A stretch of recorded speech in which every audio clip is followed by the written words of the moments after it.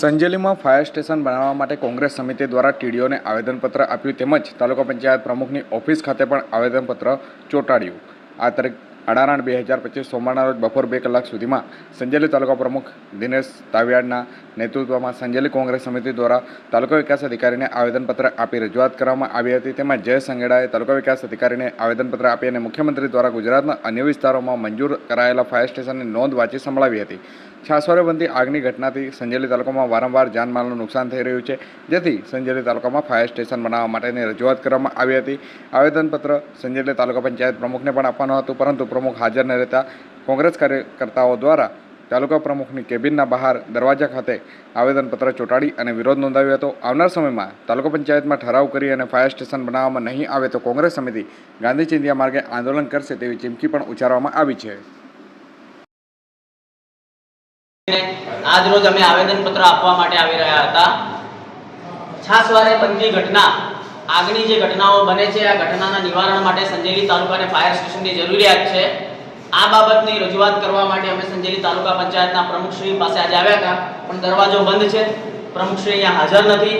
એટલે આજે અમે આ સંજેલી તાલુકા પંચાયતના પ્રમુખની કચેરીની બહાર આ આવેદનપત્રને અમે અહીંયા ચિપકાવવાનું કામ કરી રહ્યા છીએ।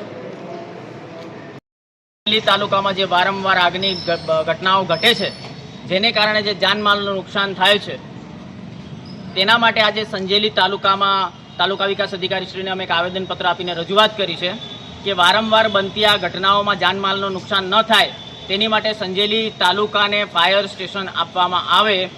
આ માટેની રજૂઆત અમે અગાઉ પણ કરી ચૂક્યા છે, પણ વારંવાર રજૂઆત કરવા છતાં પણ આ તંત્ર કંઈ ધ્યાને લેતું નથી।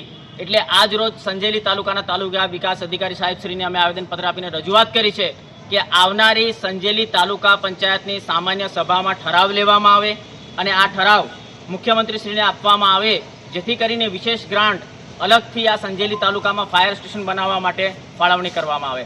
આ સાથે સાથે અમે આજે આ આવેદનપત્ર સંજેલી તાલુકાના ચૂંટાયેલા તાલુકા પંચાયતના પ્રમુખશ્રીને પણ આપવાના હતા, પણ આજે આ સંજેલી તાલુકા પંચાયતના પ્રમુખશ્રીની કચેરી એમના કેબિનની બહાર દરવાજો બંધ જોવા મળ્યો છે, તેઓ પોતે હાજર નથી।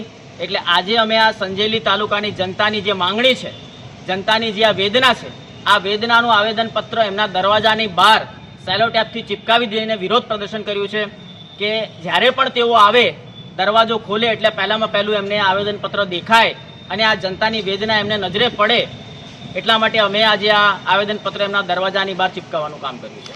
આપનું નામ? જય સંગાડા।